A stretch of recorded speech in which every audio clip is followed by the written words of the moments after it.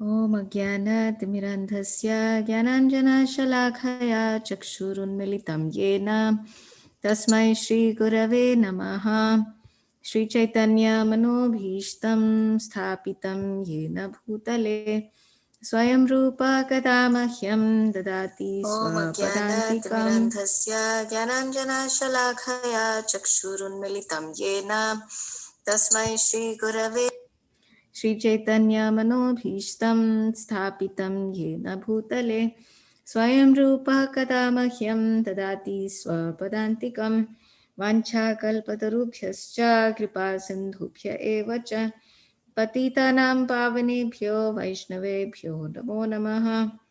Jai Shri Krishna Chaitanya Prabhu Nityananda Shri Advaita Gadadhara Srivasadi Gaura Bhakta Vrinda Hare Krishna, Krishna Krishna, Hare Hare, Hare Rama, Rama Rama, Hare Hare. Narayanam Namaskritya Naram Chaiva Narottamam Devim Saraswatim Vyasam Tato Jayam Udirayit Nashtaprayeshu Abhadreshu Nityam Bhagavata Sevaya Bhagavati Uttama Shloke Bhaktir Bhavati Naishtaki. So we are reading from Canto 4, Chapter 9, Text 1. Primarasa, would you like to read or you want me to go ahead and read? Yeah, I can read.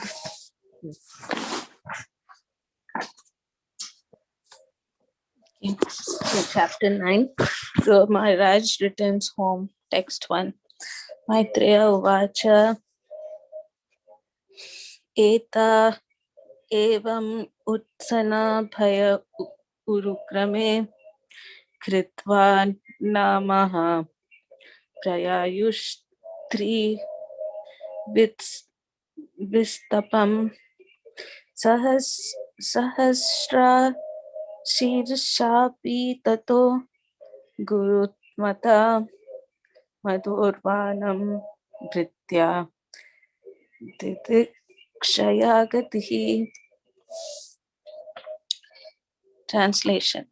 The great sage Maitreya told Vidura, when the demigods were thus reassured by the personality of Godhead, they were freed from all fears, and after offering their obeisances, they returned to their heavenly planets.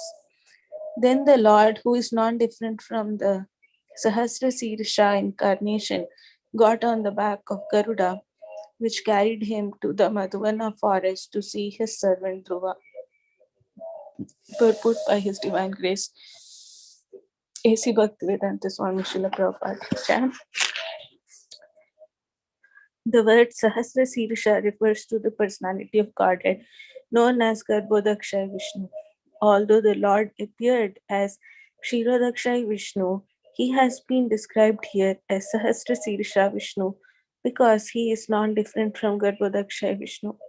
According to Srila Sanatan Goswami, in his Bhagavatamrita, the Sahasra Sirsha personality of Godhead who appeared at this time was the incarnation known as Prishnigarbha. He created the planet known as Dhruvaloka for the habitation of Dhruva Maharaj.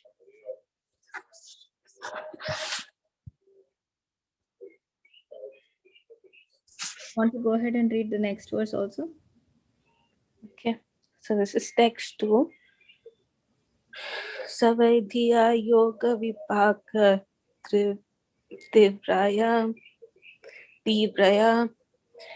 hritpadmakosha spuritam tadit prabham tirohitam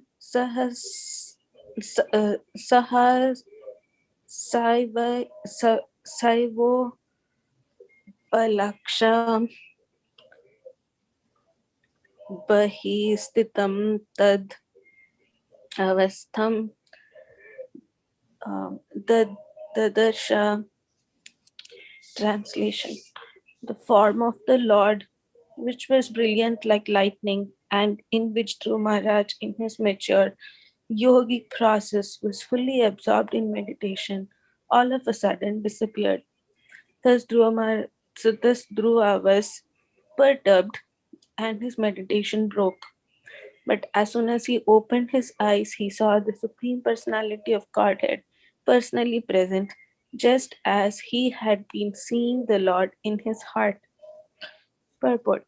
Because of his mature position in yogic meditation, Dhruva Maharaj was constantly observing the form of the personality of Godhead within his heart. But all of a sudden, when the Supreme Personality disappeared from his heart, he thought that he had lost him.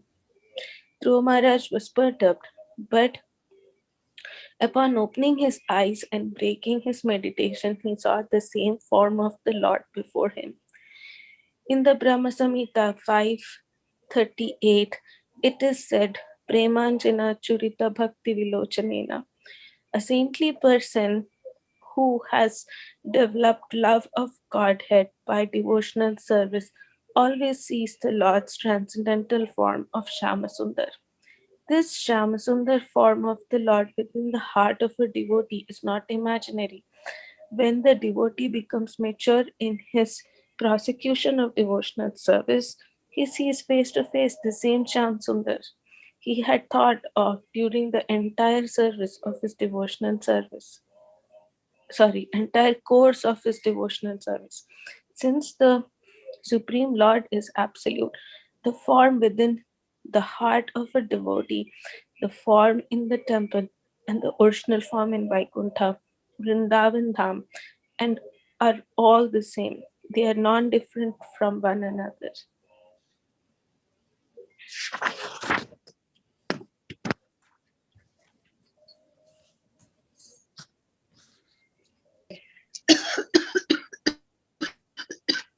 Hare Krishna. Is anybody on the, oh, a lot of people are on. Okay. Hare Krishna, Mataji's welcome to the class. So we finished the first two verses. Yesterday we did not have class, so we are studying yesterday's verses today. Okay, so I don't anyone would know. like to read text 3? Which ones are we reading today, Leela Manjari Mataji? 1 through 5 of chapter 9. Okay, Dhruva Maharaj returns home? Yes. Okay. All right, just a moment here. Oh, okay, chapter 9. Again, please accept my humble obeisances. All glories to Guru Maharaj and Srila Prabhupada. Please accept our humble obeisances. All glories to Guru Maharaj and Srila Prabhupada. Okay, texts 1 through 5. I'll start reading and we'll see. Okay. Maitreya uvacha ta eva mutsana paya urukrame krita vanama. Mataji, we finished reading for text 1 and 2. So you will be reading text 3. Oh, sorry about that. Tadarshane nagata sadvasahashita avandatangam vinamaya dandavat Trigyam Prapashyan Prapiban Ivad Bakash Chumban Ivasyena Bujer Ivashvishan. Translation and purport by His Divine Grace A.C. Bhaktivedanta Swami Srila Prabhupada Ki Jai. When Dhruva Maharaj saw his Lord just in front of him, he was greatly agitated and offered him obeisances and respect. He fell flat before him like a rod and became absorbed in love of Godhead. Dhruva Maharaj, in ecstasy, looked upon the Lord as if he were drinking the Lord with his eyes, kissing the lotus feet of the Lord with his mouth, and embracing the Lord with his arms. Purport. Naturally, when Dhruva Maharaj personally saw the Supreme Personality of Godhead face to face, he was very much agitated in awe and respect. And it appeared as if he were drinking the entire body of the Lord with his eyes. The devotee's love for the Supreme Personality of Godhead is so intense that he wants to kiss the lotus feet of the Lord constantly. And he wants to touch the tips of the toes of the Lord and constantly embrace his lotus feet. All these features of Dhruva Maharaj's bodily expression indicate that upon seeing the Lord face to face, he developed the 8 kinds of transcendental ecstasy in his body. Thank you. Thank you. Thank you, Mataji. Manasi Ganga Mataji, would you like to read text 4? Hare Krishna, I'm driving right now, so I'm unable. Thank you. Okay, so I can read. Swatvam vivakshantam ata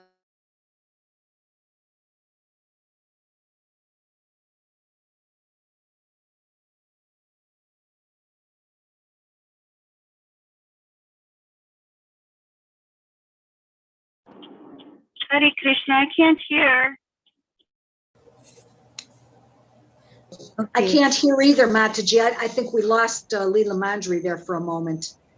Yeah, I don't know what happened. I think I was muted, so sorry about that. But that happens. Swatvam vivakshatam ata vidam hari ज्ञात्वस्य सर्वस्य च कृति अवस्थितः कृताञ्जलिं ब्रह्म मयेन कुम्भुने पश्पर्शबलं कृपा कपोले. Translation. Although Dhruva Maharaj was a small boy, he wanted to offer prayers to the Supreme Personality of Godhead in suitable language. But because he was inexperienced, he could not adjust himself immediately. The Supreme Personality of Godhead, being situated in everyone's heart, could understand Dhruva Maharaj's awkward position. Out of his causeless mercy, he touched his conch shell to the forehead of Dhruva Maharaj, who stood before him with folded hands. Purport. Every devotee wants to chant the transcendental qualities of the Lord. Devotees are always interested in hearing about the Lord's transcendental qualities, and they are always eager to glorify these qualities. But sometimes they feel inconvenienced by humbleness. The personality of Godhead being situated in everyone's heart specifically gives a devotee intelligence to describe him. It is therefore understood that when a devotee writes or speaks about the Supreme Personality of Godhead, his words are dictated by the Lord within, from within. This is confirmed in Bhagavad Gita, 10th chapter. To those who constantly engage in the transcendental loving service of the Lord from within dictates what to do next in order to serve Him. When Dhruv Maharaj felt hesitant, not knowing how to describe the Lord for want of sufficient experience, the Lord, out of His causeless mercy, touched his conch shell to Dhruva's forehead, and he was transcendentally inspired. This transcendental inspiration is called Brahma Maya because when one is thus inspired, the sound he produces exactly corresponds to the sound vibration of the Vedas. This is not the ordinary sound vibration of this material world. Therefore, the sound vibration of the Hare Krishna mantra, although presented in ordinary alphabets, should not be taken as mundane or material. Text 5. Um, has anyone else joined? Would anybody like to read?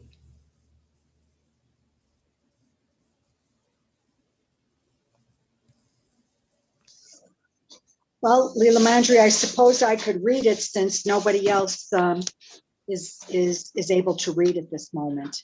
Sure. Okay. Text. So text 5. Savai tadeva pratipaditam giram devim parinyata paratma nirnanaya tam bhakti bhavo abhyagvinad asatvaram parishrutoru shravasam dhruva shittihi. Translation.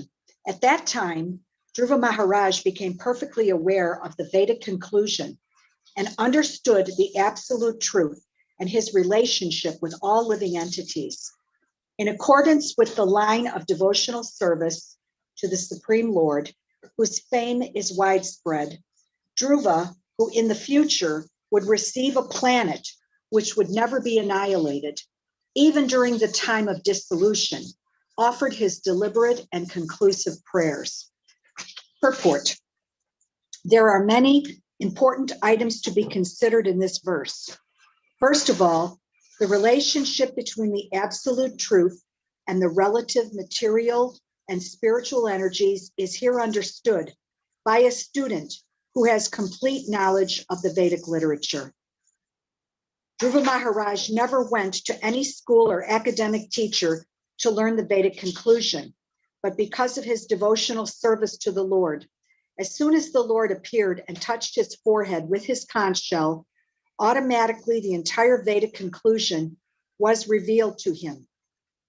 That is the process of understanding Vedic literature. One cannot understand it simply by academic learning. The Vedas indicate that only to one who has unflinching faith in the Supreme Lord, as well as in the spiritual master, is the Vedic conclusion revealed.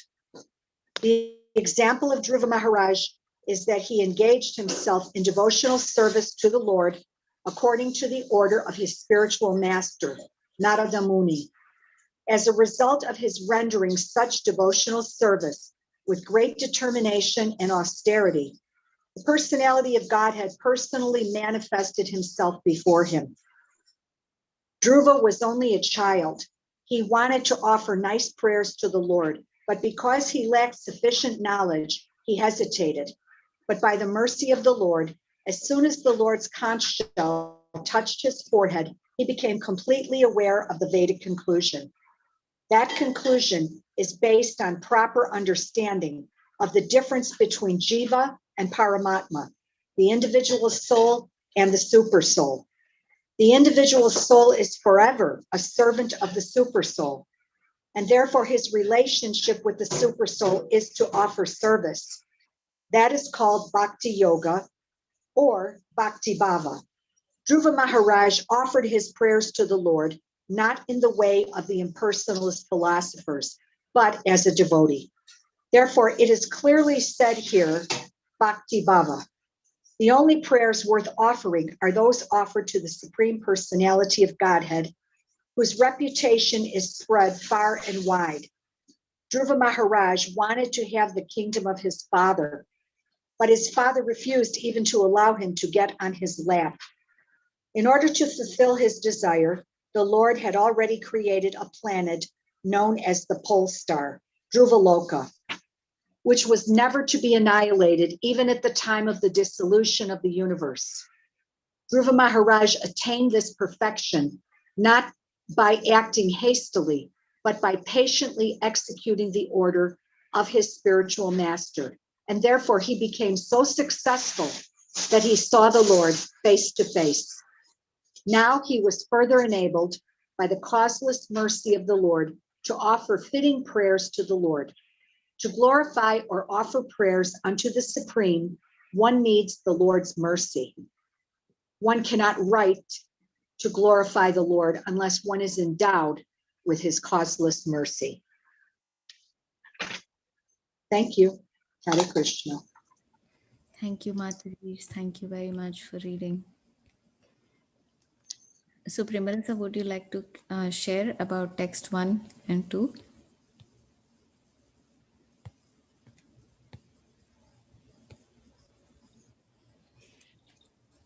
You can share. I will hear. Thank you. Okay. So we are continuing with the one of the best stories in Srimad Bhagavatam, which is so famous, not only with devotees but also among non-devotees. And Sri Chaitanya Mahaprabhu personally wanted to hear the story of Dhruv Maharaj again and again and again, the story of Dhruv Maharaj and Prahlad Maharaj. And Chandramali Maharaj, he once said very nicely, he said, the Lord was trying to show us where the nectar is. So these are the one of the most nectarian pastimes within Srimad Bhagavatam, where a devotee moved from um, Sakama Bhakti to Nishkama Bhakti. So Sakama means full of material desires. Dhruv Maharaj was filled with material desires when he approached the Supreme Lord. But very quickly he was able to come to the platform of Nishkama Bhakti without any material desires. So when Dhruv Maharaj performed all those austerities, the he became so heavy that by the weight of his toes he was able to push down the earth. And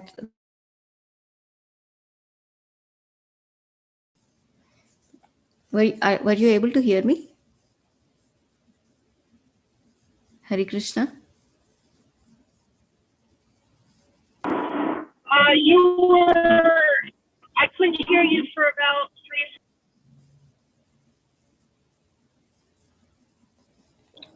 3 We were said able to something. hear you. I started up to the soles of the feet. Push down, pushing down. I think that's all I heard. Okay, so I don't know, like my computer or what I'm touching on my computer, that it just goes into mute. So yeah, so he was performing such severe austerities that the entire universe was choking and the demigods could not breathe.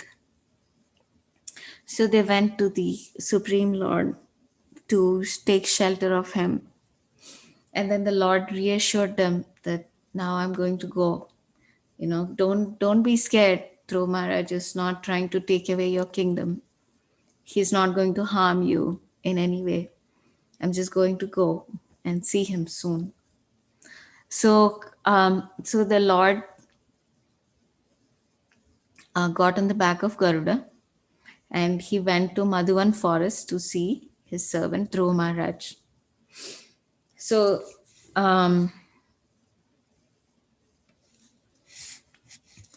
here in the purport, Prabhupada is saying the Sahasra Shirsha refers to the personality of Godhead known as Garbhodakshay Vishnu. So Garbhodakshay Vishnu is Mahavishnu, who is lying in the Garbhodaka ocean.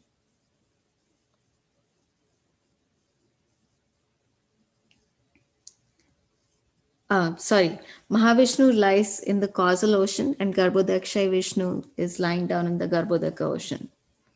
So he's the second of the three Vishnus. Although the Lord appeared as Shirodakshay Vishnu, he has been described here as Sahasra Shirsha Vishnu because he is non-different from Garbhodakshay Vishnu. According to Srila Rupa Goswami in Laghu Bhagavatamrita, the Sahasra Shirsha Purusha of Godhead who appeared at the time was the incarnation known as Prishnigarbha. He created the planet known as Dhruvaloka for the habitation of Dhruv Maharaj. So Prabhupada is drawing from the purports of the previous acharyas, and the previous acharyas give us more detail about who appeared in front of Dhruv Maharaj. So the incarnation of the Lord is known, who is known as Prishnigarbha, appeared in front of Dhruv Maharaj and he created Dhruvaloka for Dhruv Maharaj to inhabit. So this is a lot of detail which I don't fully understand, but we can understand that the Lord appeared as Prishnigarbha and he gave him the planet known as Dhruvaloka for Dhruva Maharaj to inhabit. So that's what I got from this text. So the Lord has actually appeared in front of Dhruva Maharaj. And then the next text, the form of the Lord, which was brilliant like lightning, in which Dhruva Maharaj, in his mature yogic process, was fully absorbed in meditation, all of a sudden disappeared. Thus Dhruva was perturbed and his meditation broke. But as soon as he opened his eyes, he saw the Supreme Personality of Godhead personally present. But as he had been seeing the Lord in his heart. So So this is the yogic process. The yogis meditate on the Lord who is situated within their heart. Now, it's quite amazing if we just close our eyes, and in each one of our hearts there is Paramatma. So he is 9 inches tall and he is within my heart. He is within your heart. And he was within Dhruva Maharaj's heart. And Dhruva Maharaj was constantly meditating. His entire consciousness was upon the Supreme Lord. But all of a sudden, the Vishnu form in his heart disappeared, and that suddenly broke the meditation of Dhruva Maharaj, because the Lord suddenly disappeared. But when he opened his eyes, as soon as he opened his eyes, he saw the Supreme Personality of Godhead right in front of him. Who was the Lord who was in his heart was now in front of him. So that's what happened. And the purport, Prabhupada writes that by the dint of his yogic meditation, Dhruva Maharaj was seeing the Lord in his heart, and he thought that he had lost the beautiful form of the Lord. So Dhruva Maharaj became anxious, and he opened the eyes, and the form of the Lord who was in his heart was now in front of him. So it's spoken about in all of the scriptures that it is only by love that we can approach the Supreme Personality of Godhead and see his beautiful form as Krishna, as Shama Sundar. And the form of the Lord actually within our heart, within the heart of a devotee, is not imaginary. And Prabhupada assures us many, many times in all of his purports that when we become mature in our devotional life, we will actually see the form of the Lord face to face. So that is the goal of our devotional life, to see the form of the Lord face to face. And it's possible when a devotee becomes fully mature in his devotional service, in the love for the Lord becomes manifest in his heart. And Prabhupada is also saying that the Supreme Lord is absolute. So when he is within the heart of a devotee, or when he is in the form of a temple, in his form at the temple, and the Supreme Lord within Vrindavan, they're all same, they're non-different. In fact, even the holy name of the Supreme Lord is identical to the original form of the Lord. They're non-different. We are approaching Krishna through all these different ways, through deity worship, through chanting the holy name, through reading scriptures. Also, we are approaching the Supreme Lord by the sound vibration. So, yeah, what a beautiful section of Srimad Bhagavatam. The Lord is revealing himself to his devotee who is perfectly meditating on him in trance. So, text 3, who read text 3? Was it me or was it? I read it, Mataji. Yeah. Let's just go over that maybe. I guess then, because I wasn't there for the first two, but I'm understanding that the Lord was pleased with Dhruva Maharaj and pleased with his service, and he saw the Lord face to face. And so this particular text is saying the amount of transcendental ecstasy that Dhruva Maharaj was experiencing when he saw the Lord in front of him. It says he was greatly agitated. He offered him respect, obeisances and respect. He fell before him like a rod. He became absorbed in love of Godhead. In ecstasy, he looked upon the Lord. And I mean, I could only imagine as a devotee, how I would feel. I don't even know if I could handle it if I got to see the Lord. I mean, I would love it so much. I'd be in such ecstasy. It says he was looked upon the Lord as if he were drinking the Lord with his eyes, kissing the lotus feet of the Lord with his mouth, and embracing the Lord with his arms. I mean, what love he's experiencing just to have this opportunity to see the Lord face to face. And of course, he was in awe. He was and respectful of him. And so his love is so intense that it's almost indescribable here. It says he wants to kiss the lotus feet of the Lord constantly. He wants to touch the tips of the toes of the Lord and constantly embrace his lotus feet. So he was experiencing the 8 kinds of transcendental ecstasy in his body. So that was an expression of what he experienced when the Lord appeared to him. I probably faint. I think I might faint, but then again, I might not, because to be in that state, I think you have to be at a higher level of consciousness to be able to see the Lord in the first place. So you would be more ready to accept that. In the state that I'm in now, I would faint. But if I were in a higher state of consciousness, I'm sure that, that I would, that's when he appears, is when we can handle it, when we're pure enough to handle it. And when we are in enough, spiritual knowledge. And so I await that, hopefully in this life it could happen. If not, maybe in the next. But that's it. So I did 3. Thank you. Would you like to go ahead and do 4 and 5 also? Because they are all, you did 5. So you can Okay, go I'll ahead and do try. 4 and 5. I can try, Mataji. I don't know if I'm.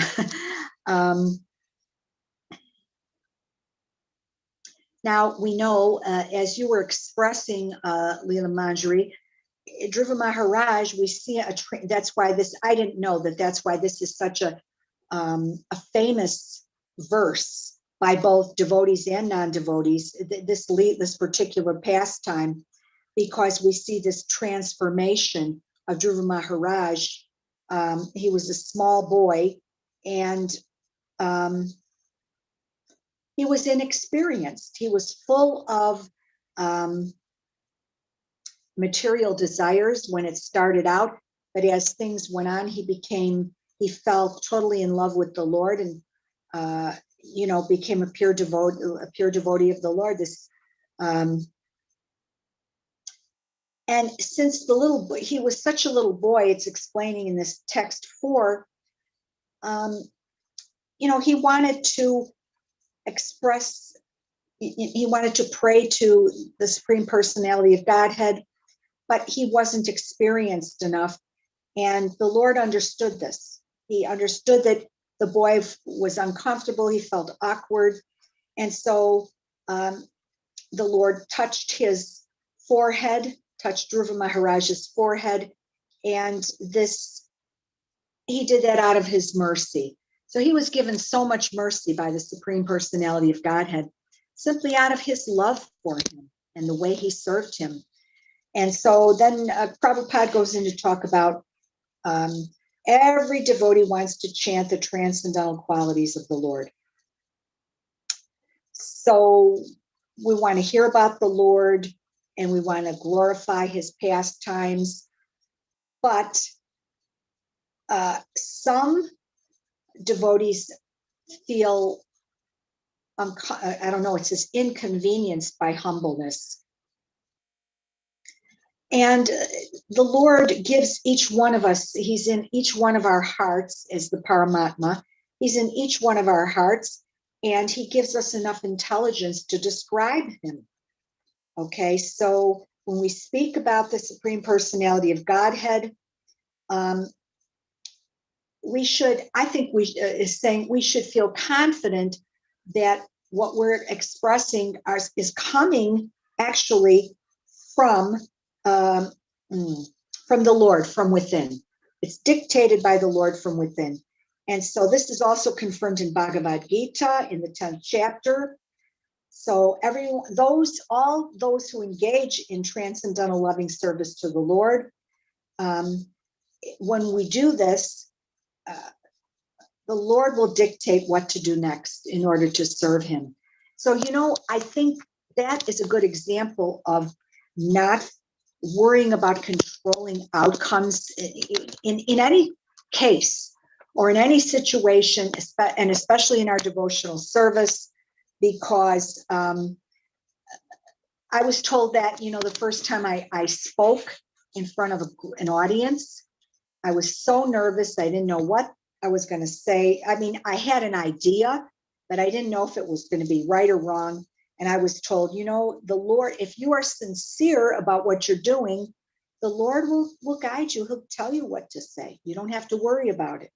So we should not have to worry even about the next step in our lives if we're being sincere in our devotional service, if we're being sincere in our personal lives. Even the Lord is always there, and he'll be there to guide us to the next right thing if we just have enough faith. And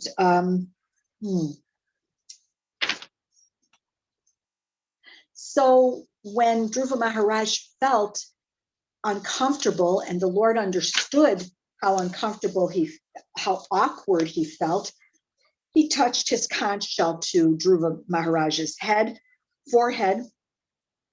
And at that moment, when the Lord did that, Dhruva Maharaj became inspired. And so this kind of inspiration is called Brahma Maya. So when we become inspired by the Lord, the sound he produces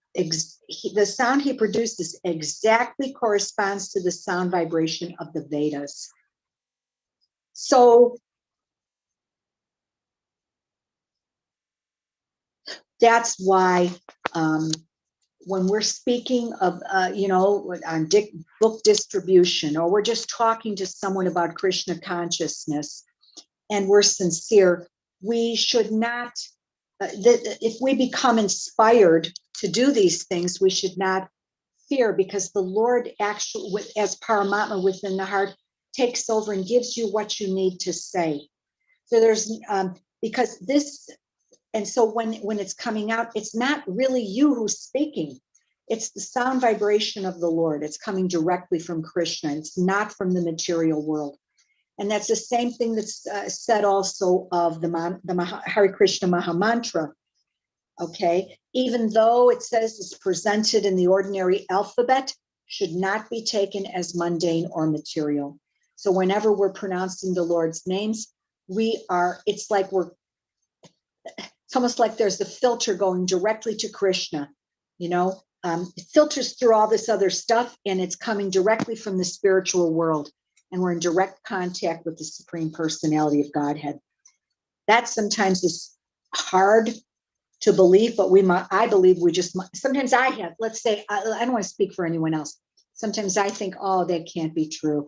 And then the next minute, I realize, oh yeah, that is very true. The Lord is always there. And whether I believe it or not, I must have complete faith in that. And he does respond to me.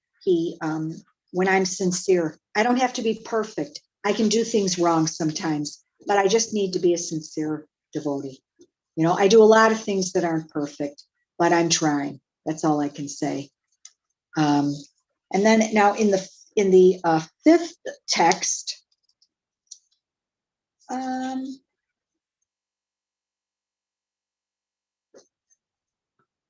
Dhruva he understood the Vedas. He understood the absolute truth about the Supreme Personality of Godhead and the Lord and his relationship with all of us. Okay, that we are eternal servitors of the Supreme Lord. And Dhruva was going to receive a planet, and this planet would never be annihilated, even at the time of the dissolution. Okay, that planet would still be standing strong. The pole, I believe it's called what? The Dhruva Loka, or the pole star, is it called? I think that's what it's called, the pole star. But anyway, the Lord did hear his prayers. The Lord did respond to Dhruva Maharaj. And so Prabhupada says, look, there are many different important items in this particular purport. The first one is the relationship between the absolute truth and the relative material and spiritual energies. Okay, and if you are a student of the Vedic literature, you should be able to understand this. This has nothing to do with the academic knowledge. It's Prabhupada said Dhruva Maharaj never went to any school or academic teacher to learn the Vedic conclusion, but his devotional service was so perfect and beautiful and sincere that the Lord touched his forehead with the conch shell. And when the Lord did that, Dhruva didn't have to think of anything, because the Lord gave him all the Vedic conclusions and revealed everything to him. So if we understand Vedic literature, we too come to a point where the Lord reveals in our hearts the Vedic conclusions. But we have to believe. We have to have faith in the Lord and our spiritual master, of course. And with those two, the Vedic conclusions can be revealed. And of course, again, it says that Dhruva Maharaj, when he listened, and he had unflinching faith in his spiritual master, Narada Muni, and he performed much austerity. And because of that, the Lord appeared before him. Wow, that is amazing. Okay, that I don't know how I would handle that, but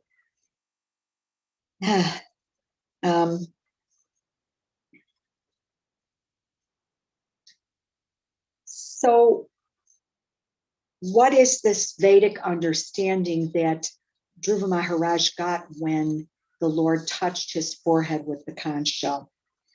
He understood the difference between the Jiva and the Paramatma. Jiva soul, Paramatma super soul. Okay, and the understanding that the Jiva is eternally a servant of the super soul, or of the Lord. And so his position as Jiva is to offer service. He understood that, and that is Bhakti Yoga. And the Bhava Yoga,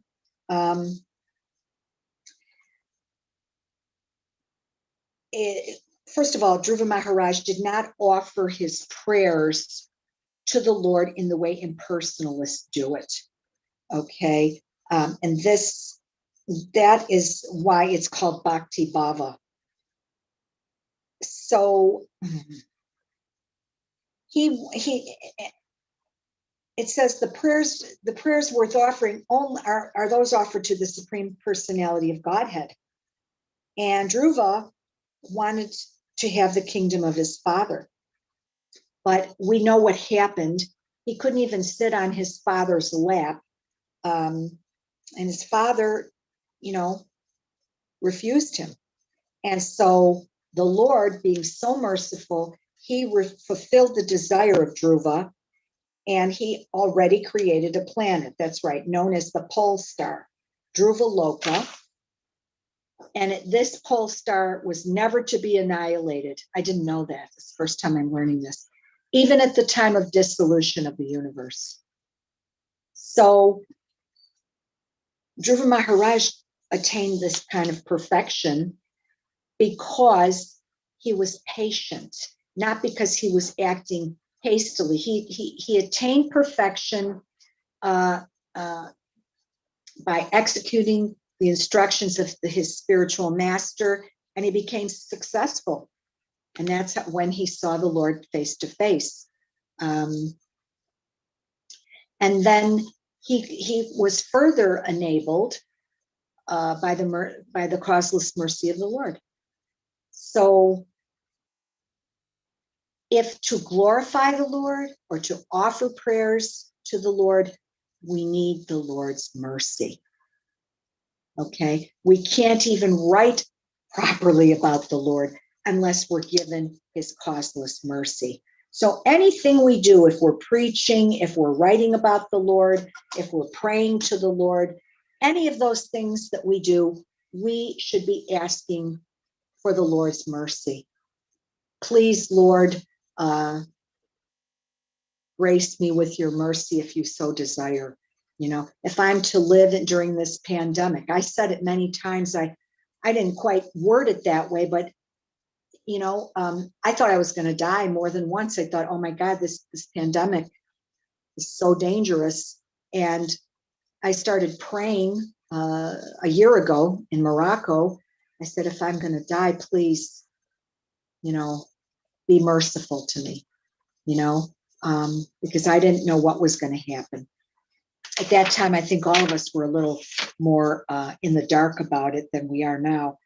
But we're still in the dark, I feel. But Dhruva Maharaj was it just shows me, this is a beautiful story. He earned the Lord's favor, and the Lord gave him a planet, and a very important planet, the pole star. So he always answers our prayers, and then he doesn't always answer them the way we want at the time we want, but he does answer them. I know he's answered every one of my prayers.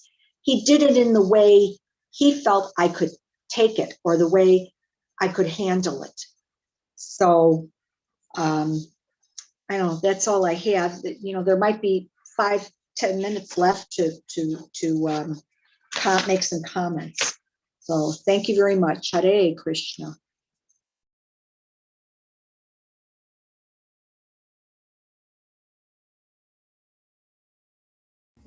Thank you, Govardhan Leela Mataji. Would anybody like to share from what we have read today?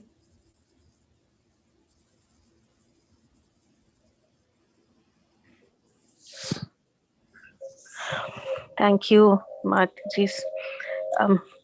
I think it is nice to hear from all of you again, because I think for some time we were missing hearing from the devotees in our class. So it's nice to have everyone back. Actually, when we were young, somehow I don't know, but it seems like we had read the story of Dhruva Maharaj.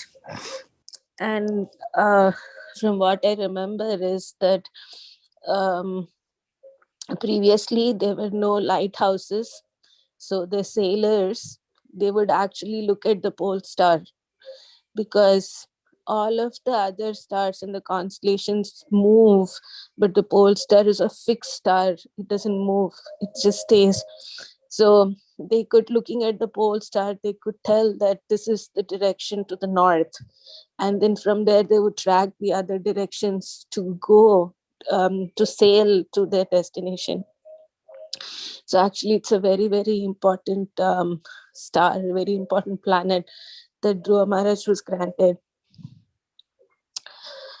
We were reading for Bhakti Vaibhava exam. And one of the questions that was asked is that Maitreya, that is in the previous canto, from the third canto, Maitreya was a mixed devotee, whereas Uddhava was actually a pure devotee of the Lord. Yet Maitreya actually had the opportunity to see the Lord face to face.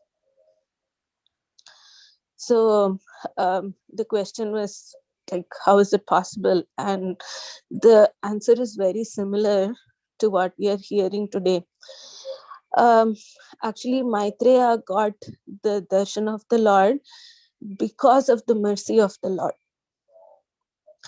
And it can happen that Krishna might choose to give his mercy to even devotees who are not very pure from their heart.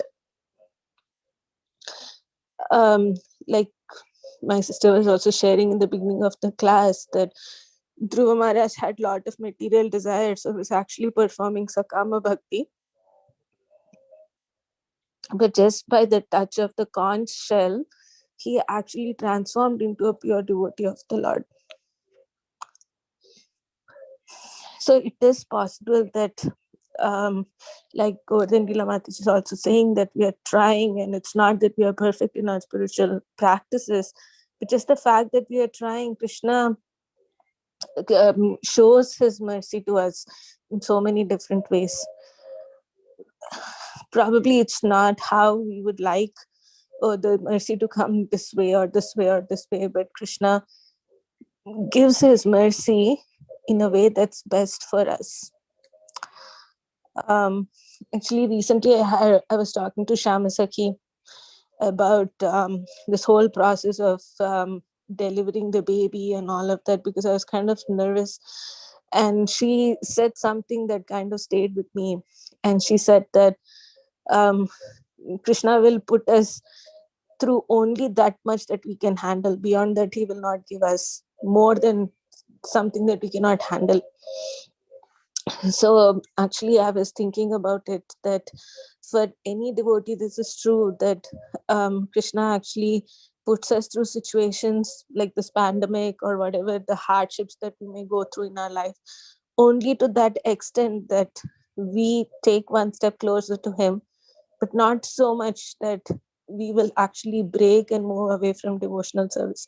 That's not something that Krishna will ever do or put us through.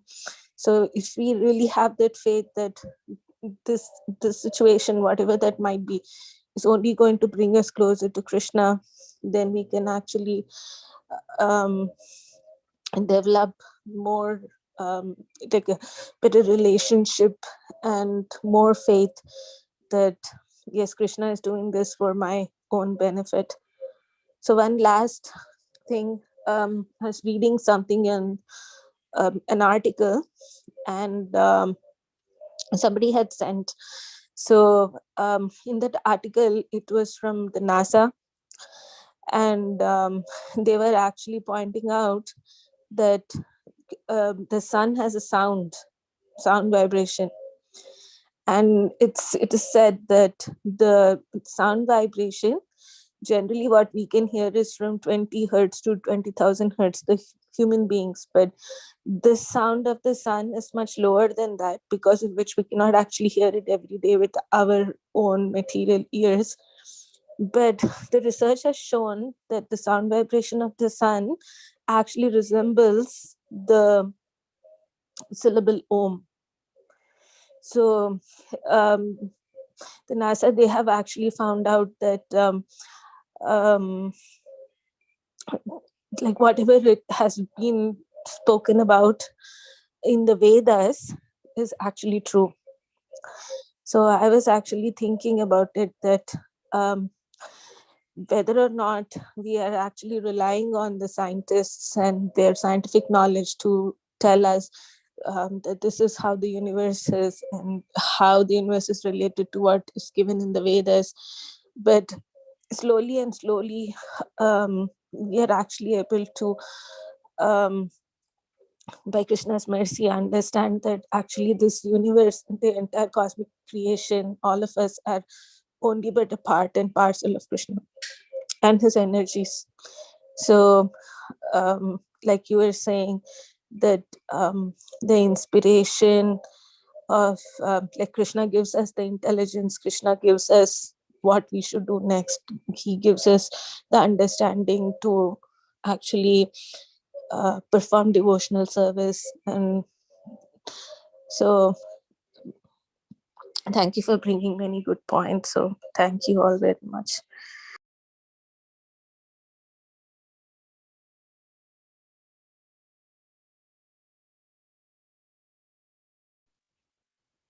Hare Krishna. I want to thank everybody for bringing up very nice points and explanations. I just had one small point to add to Govardhan Leela about how, and Premarasa, about the Lord not giving us, too much where we can't take, trials, etc., and the COVID, etc. And I just wanted to bring up a point that Gurudev says over and over again, how if you take and I've heard this in other lectures as well, if you take a stick and you try to bend it, it will break. But if you have a whole lot of sticks together, how it's very hard to, you put them together in a bundle and you try to bend them, to break them, and it's very hard. And I just want to thank each and every one of you for being there for us all, in that we all, as we stick together, as we, read about Krishna, as we grow in our devotional service, and extend ourselves to one another, and go to each other for support and giving support as well. That's the mercy of the Lord as well, how he, I just can't even compare the situation today, and how I feel so much more supported and than I did 2 years ago.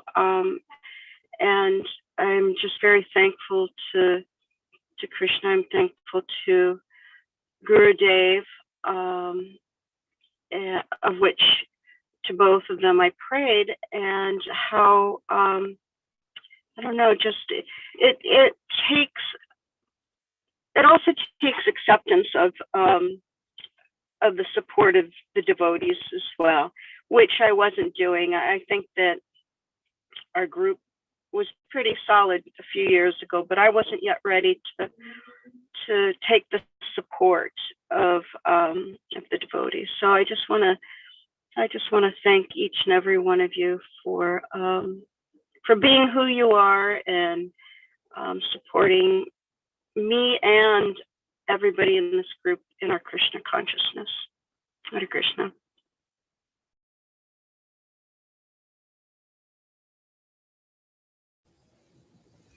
Thank you so much, Manasi Ganga Mataji, for sharing.